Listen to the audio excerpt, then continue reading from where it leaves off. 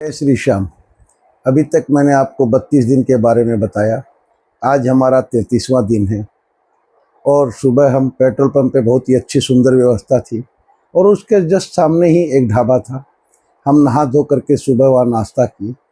नाश्ता करते करते हमें अचानक एक बात मन में आई जो हमने और कृष्णा ने शेयर की कि आज इतने रास्ते में 32 दिन में इतने प्रेमी हम लोगों को मिले, जगह जगह हमारी स्वागत हुई, जगह जगह हमारी आवभगत हुई।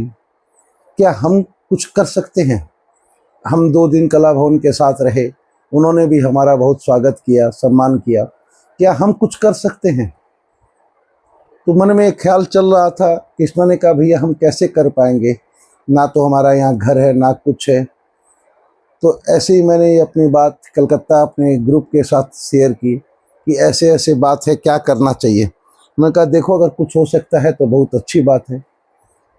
तो हम लोग वहाँ से ये सब सोचते हुए नाश्ता करने के बाद सुबह निकल गए। हम लोग 7-8 किलोमीटर ही चले थे।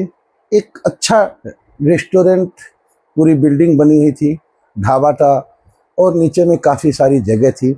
हम लोगों ने वहीं पर अपनी गाड़ी लगाई और रेस्टोरेंट में जाके उसके मालिक से बात की कि भैया ऐसा ऐसा बात है, ऐसा ऐसा विचार है हमारा और ऐसे ऐसे हम भी यात्री हैं और एक यात्रा हमारे पीछे आ रही है और हम ऐसा ऐसा करना चाहते हैं, तो आप क्या क्या व्यवस्था मिल सकती है। वो बहुत ही सज्जन प्रेमी थे, उन्होंने कहा ज़रूर। तो हमने कहा आप क्या रूम भी है? बोला हाँ। हमने कहा एक रूम भी हमें दे दीजिए। तो उनसे हमने भाड़ा बात कर लिया था और रूम का हमने क्या किया, हमारा पूरा सामान रूम में ले जा कर के हमने शिफ्ट कर दिया जिससे हमें कोई दिक्कत नहीं हो। हमने हमारा निशान खाली गाड़ी में रख लिया था क्योंकि हमें निशान को हम अपना अलग नहीं रखते थे, जहाँ हम रहते थे वहीं पर हमारा निशान रहता था। और हम ये इंतज़ार करने लगे कि कब कला भवन की यात्रा हमारे पास आएगी, तब हम उनका स्वागत कर पाएंगे। उस समय तक हम लोग नाश्ता वगैरह करके, खा वगैरह करके, रेस्ट करके हम लोगों को 3 बज गए थे क्योंकि कला भवन हमसे करीब करीब 15-16 किलोमीटर पीछे था। और बड़ा ही एक आश्चर्य की बात हुई कि उन लोगों का 1 किलोमीटर पहले ही कहीं भोजन की व्यवस्था उनकी थी। जहां हम रुके हुए थे उससे 1-1.5 किलोमीटर पहले किसी प्रेमी के यहाँ उनकी व्यवस्था थी और वो दिन के 12-1 बजे वहाँ पहुँचे, 2 बजे वहाँ पहुँचे, वहाँ पर वो रेस्ट करने लग गए। तो अचानक 3:30-4 बजे उनकी एक गाड़ी आई तो हमने हाथ दिखाया, वो रुके। उन्होंने कहा क्या बात आप यहाँ पर? हमने कहा ऐसे ऐसे हमने व्यवस्था की है, हमारी इच्छा है कि आप लोग यहाँ आएँ और यहाँ आ कर के चाय वगैरह पिए और हम लोग के साथ थोड़ा समय बिताए तो बड़ा आनंद आएगा। उन्होंने कहा भैया पीछे 1 किलोमीटर पीछे ही, 2 किलोमीटर पीछे ही हमारा पुड़ाव है, तो हम तो गाड़ी से हैं, कोई दिक्कत नहीं है, लेकिन जो पैदल आ रहे हो 1 किलोमीटर 2 किलोमीटर में रुकेंगे, हमें नहीं लगता है क्योंकि वो चाल बनाएंगे उससे पहले आप रोक लेंगे और रुकने का मतलब 1 घंटा चला जाएगा। मन में बड़ा संकोच भी हुआ कि हमने सारी व्यवस्था कर ली है, रुकेंगे या नहीं रुकेंगे। हमने कहा ठीक है भैया आप लोग आइए, चाय वगैरह पीजिए, फिर उसके बाद जैसा होगा देखेंगे। वो आगे के पुड़ाव के लिए जा रहे थे, वो चाय वगैरह पी के निकल गए।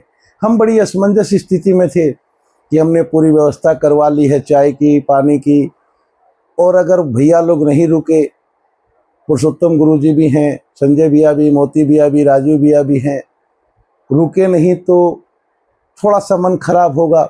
होटल वालों का भी इच्छा थी कि उनके यहाँ रथ आके बाबा का रुकेगा। ये सोचते सोचते में करीब 1 घंटे बाद कला भवन की यात्रा आई।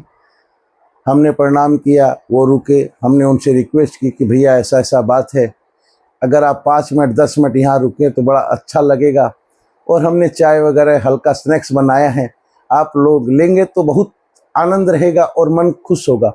क्योंकि हमें मालूम चला है कि आप 1-2 किलोमीटर पहले रुके थे। तो उस समय संजय भैया ने जो बात कही वो दिल को हमारे छू गई। उन्होंने कहा 10 मिनट क्यों, आप जब तक कहोगे 1 घंटा भी हम रुकेंगे, कोई दिक्कत नहीं, आप आराम से कहो। यही बात गुरुजी, पुरुषोत्तम गुरुजी ने भी कही, राजीव भैया ने भी, मोती भैया ने भी। बोला अरे आप क्यों टेंशन ले रहे हो, 10 मिनट, आधा घंटा, 1 घंटा, जब आप बोलोगे तब हम लोग आगे बढ़ेंगे, नहीं तो आगे नहीं बढ़ेंगे। मन इतना खुश हुआ कि एक प्रेमी की भाषा एक प्रेमी समझ सकता है।